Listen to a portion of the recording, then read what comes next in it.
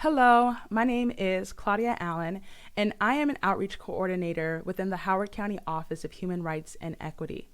The Office of Human Rights and Equity is committed to protecting and promoting human rights here in the county. And we do that with our three respective units, our investigative unit, our outreach unit, and our equity unit. The investigative unit is committed to mediating and settling claims of discrimination from those who live, work, play, and worship here in Howard County. If you experience discrimination of any kind based on the protected classes like religion, political opinion, race, national origin, creed, sexuality, gender, marital status, and our new added class of immigration and citizenship status. If you experience discrimination concerning any of those things, we encourage you to file a complaint with our office. You can do that by visiting our website at www.howardcountymd.gov/OHRE. You can also file a complaint by calling us at 410-313-6430.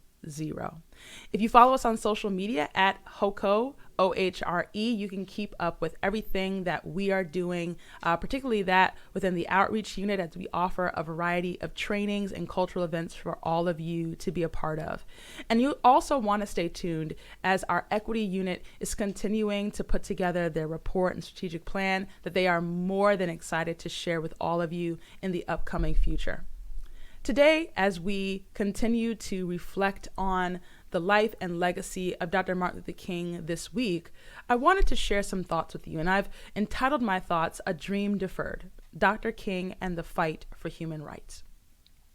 As we reflect on the life and legacy of Dr. Martin Luther King Jr., and more specifically, his contributions to human rights, I cannot help but acknowledge that yesterday, his children marched on Washington demanding the Senate pass H.R. 4, the John R. Lewis Voting Rights Advancement Act.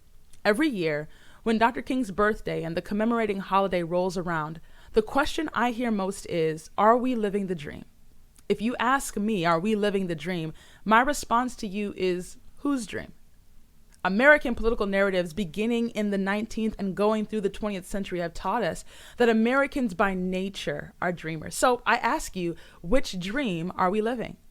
Whose dream are we living? Because we are living a dream. Are we living the Puritan dream for religious freedom?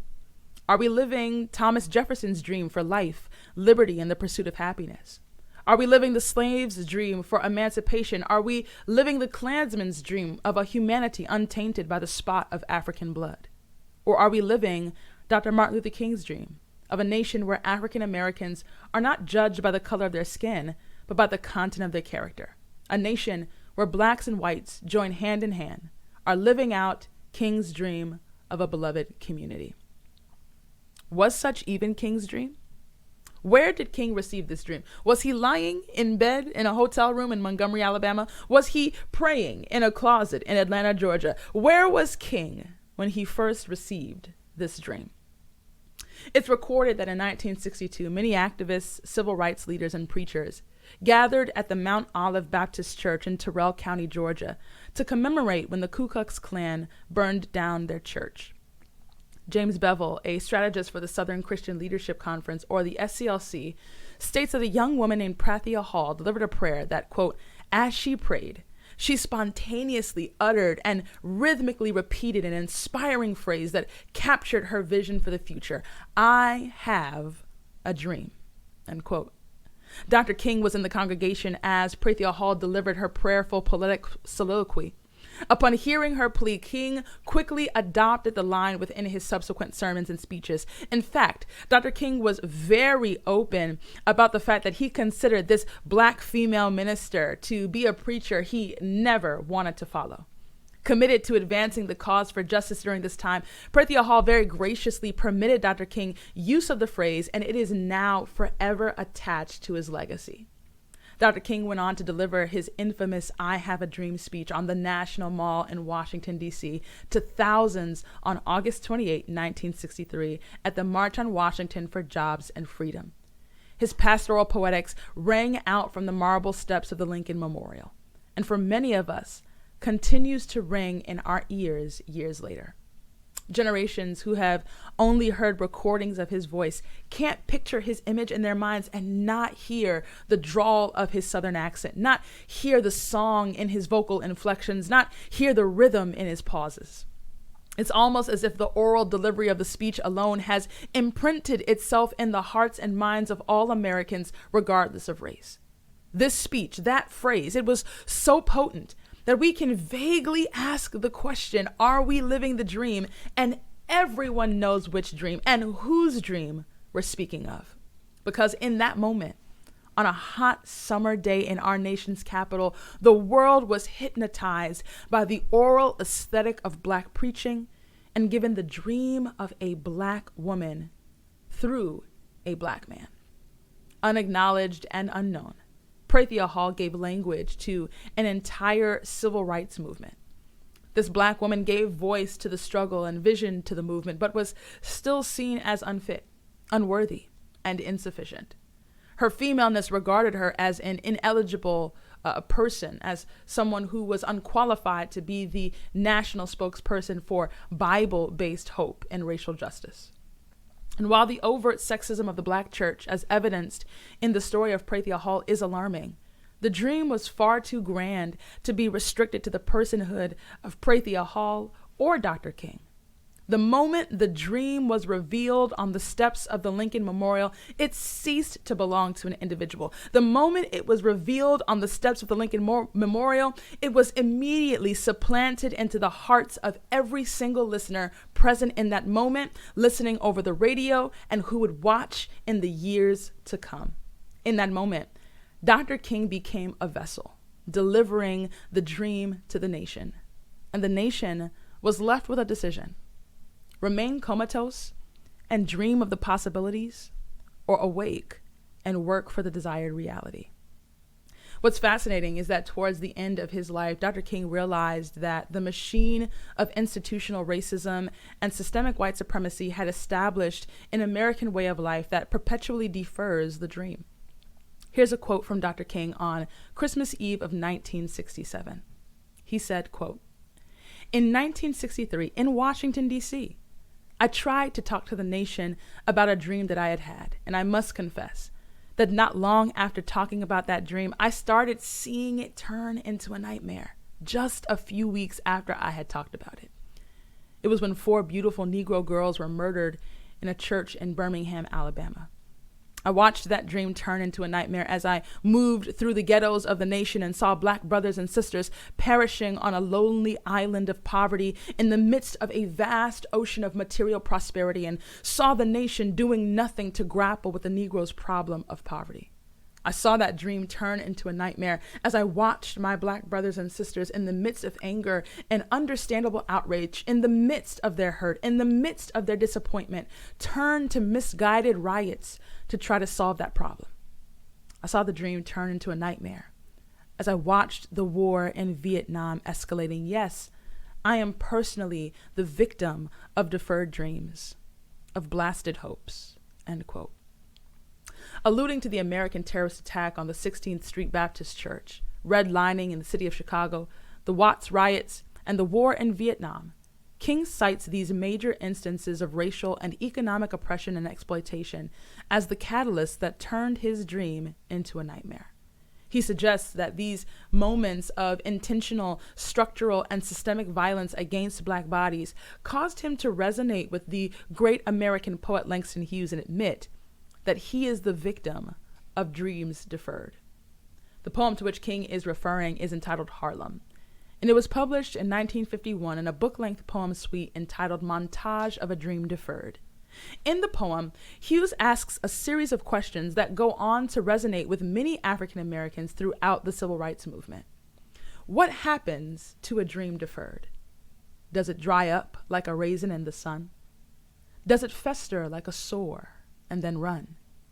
Does it stink like rotten meat, or crust and sugar over like a syrupy sweet?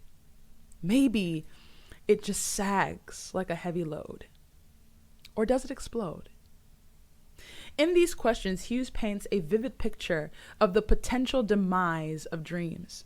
something that is intangible, something that cannot be pinned down. Hughes gives materiality to an element of the human condition that is restricted to the mind and therefore seemingly lacks any sensory influence. But on the contrary, dreams in Hughes' mind, when they are deferred, are experienced at every level of humanity. You can see when a dream is deferred, when the life within it dries up right before your eyes. You can feel when a dream is deferred, when the life of the dream becomes infected. You can smell when a dream is deferred, when the death of the dream begins to reek. You can taste when a dream is deferred, when the sweet aspirations of the dream sugar over into unattainability. You can feel when a dream is deferred, when the inactivity and inaccessibility and immateriality of the dream weighs on your conscience like a burden. You know when a dream is deferred.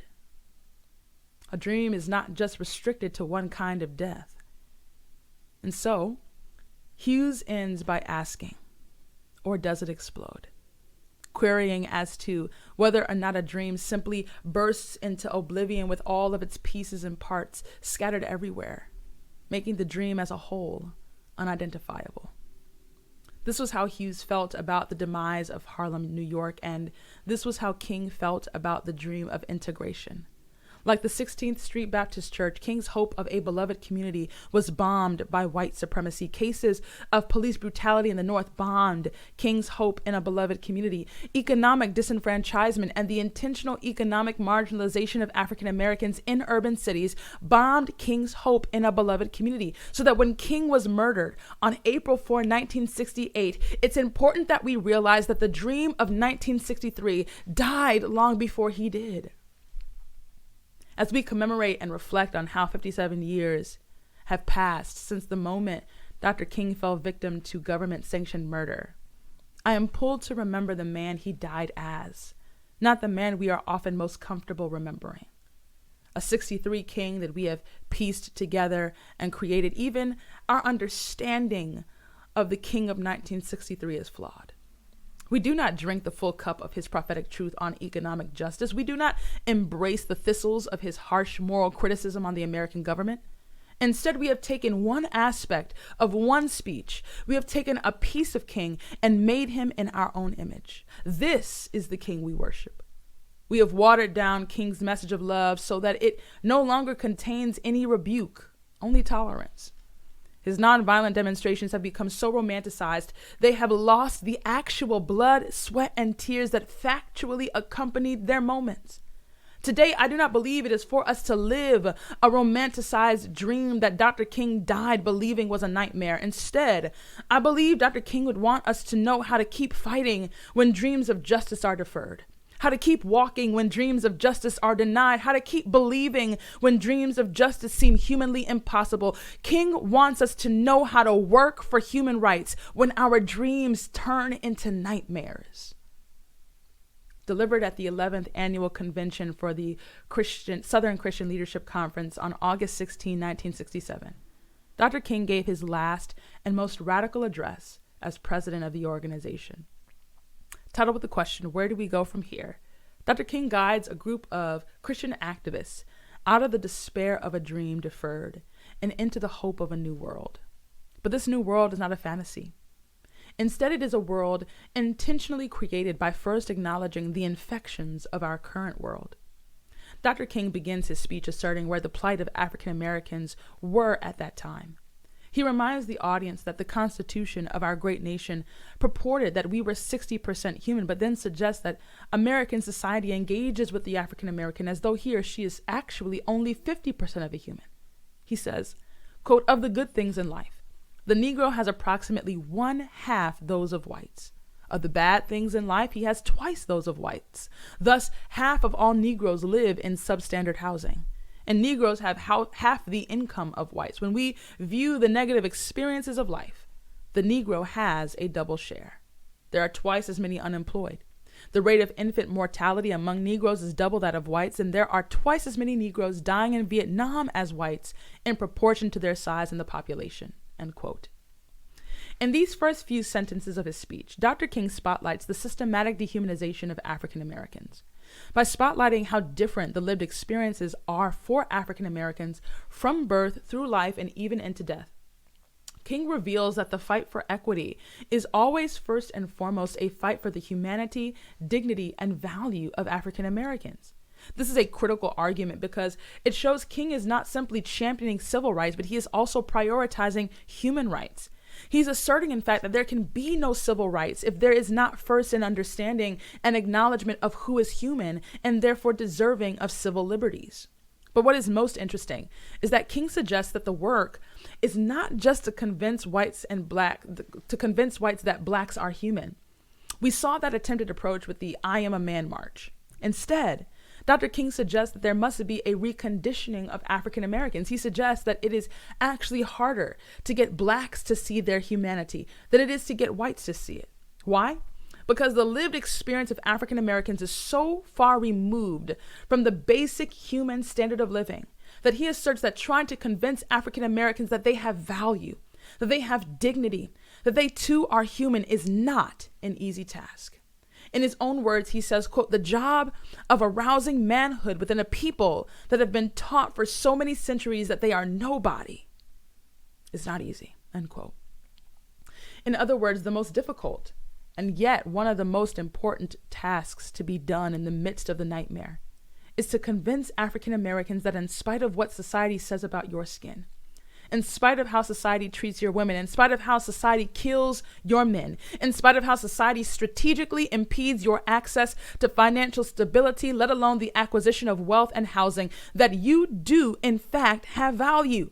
Dr. King suggests that when blacks begin to believe this, they will have true freedom, a kind of freedom that is not dependent upon legislation, nor is it based on the assistance of states and governments, but it's instead rooted in a deep knowing of oneself. King says, quote, "No Lincolnian Emancipation Proclamation or Johnsonian Civil Rights Bill can totally bring this kind of freedom. The Negro will only be free when he reaches down in the inner depths of his own being and signs with the pen and ink of assertive manhood his own Emancipation Proclamation," end quote. This is one of the most dangerous things an activist can champion. King is plainly advocating the importance of Black people asserting their humanity in a society that is actively seeking to dehumanize them at all costs. This is a radical position and request, as it is a petition that all Blacks be in a constant mental state of resistance. For King, opposition to Black dehumanization is not just in nonviolent marches and legislation, but it is in the everyday demanding of dignity and respect. King continues, quote, "And with a spirit straining toward true self-esteem, the Negro must boldly throw off the manacles of self-abnegation and say to himself and to the world, I am somebody. I am a person.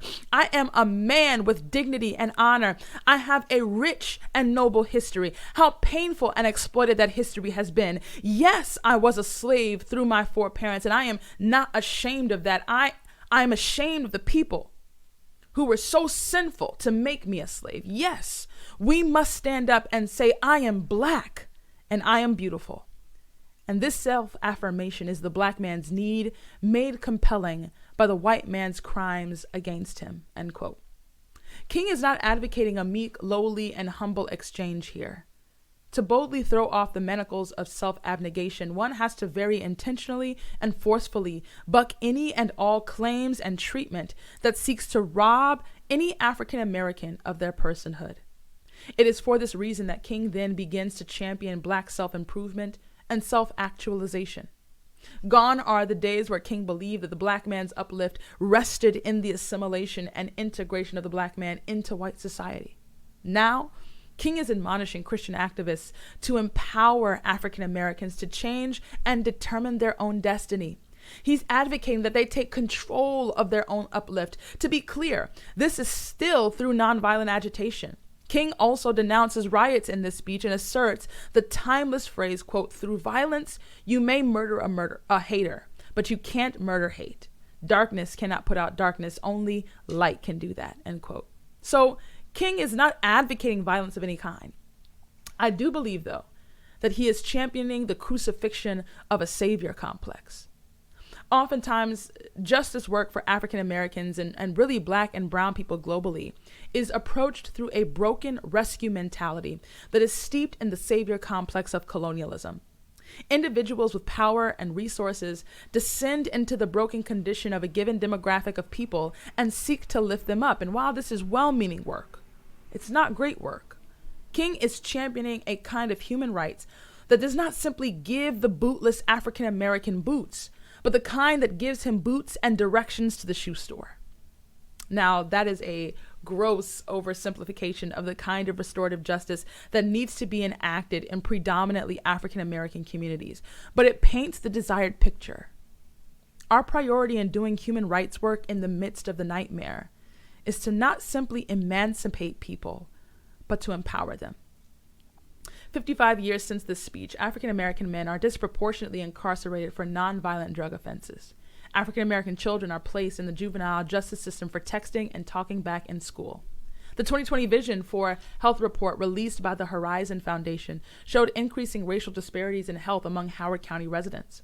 More specifically, the report found that, quote, in 5 of the past 6 years of available data, Black infants in Howard County died at more than double the rate of white infants, end quote.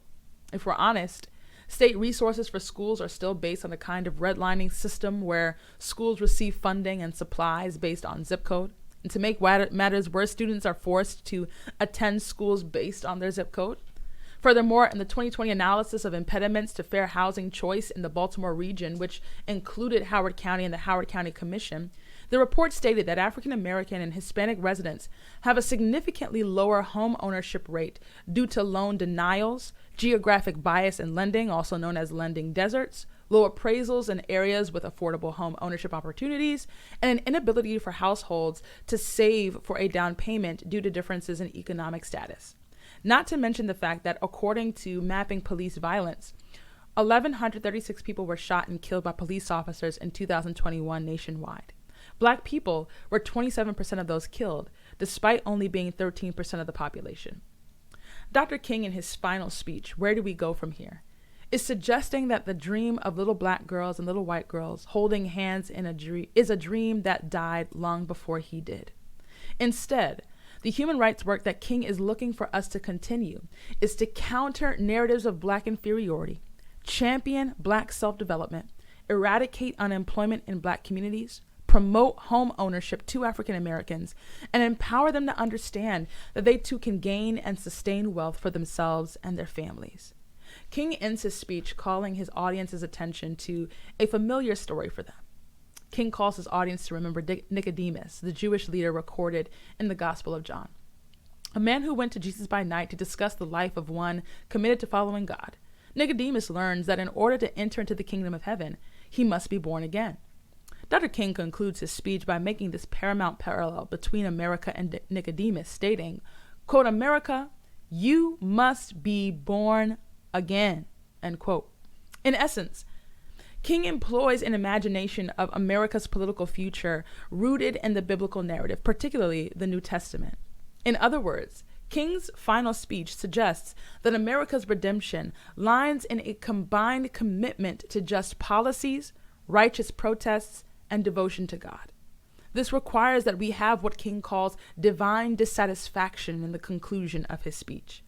For Dr. King, in order to work for human rights in the nightmare, in order to create a new world, in order to inspire a spiritually rebellious America to be born again, we must have rooted deep within our hearts a divine dissatisfaction. And so I leave you with the words of Dr. King. Let us be dissatisfied until America will no longer have a high blood pressure of creeds and an anemia of deeds. Let us be dissatisfied until the tragic walls that separate the outer city of wealth and comfort and the inner city of poverty and despair shall be crushed by the battering rams of the forces of justice. Let us be dissatisfied until those that live on the outskirts of hope are brought into the metropolis of daily security. Let us be dissatisfied until slums are cast into the junk heaps of history and every family is living in a decent sanitary home. Let us be dissatisfied until the dark yesterdays of segregated schools will be transformed into bright tomorrows of quality, integrated education. Let us be dissatisfied until from every city hall, justice will roll down like waters and righteousness like a mighty stream. Let us be dissatisfied until that day when the lion and lamb shall lie down together, and every man will sit under his own vine and fig tree, and none shall be afraid. Let us be dissatisfied, end quote. It's my pleasure to bring you these thoughts of consideration on behalf of the Howard County Office of Human Rights and Equity. If you or someone you know is ever experiencing discrimination in any way, whether it be in housing, in employment, or in your place of worship, we encourage you to contact us at www.howardcountymd.gov/OHRE. There, you can file a complaint, or you can call us at 410-313-6430, and you can file a complaint with us over the phone. It's important to us that here at OHRE, we protect and promote human rights here in Howard County, Maryland. Thank you.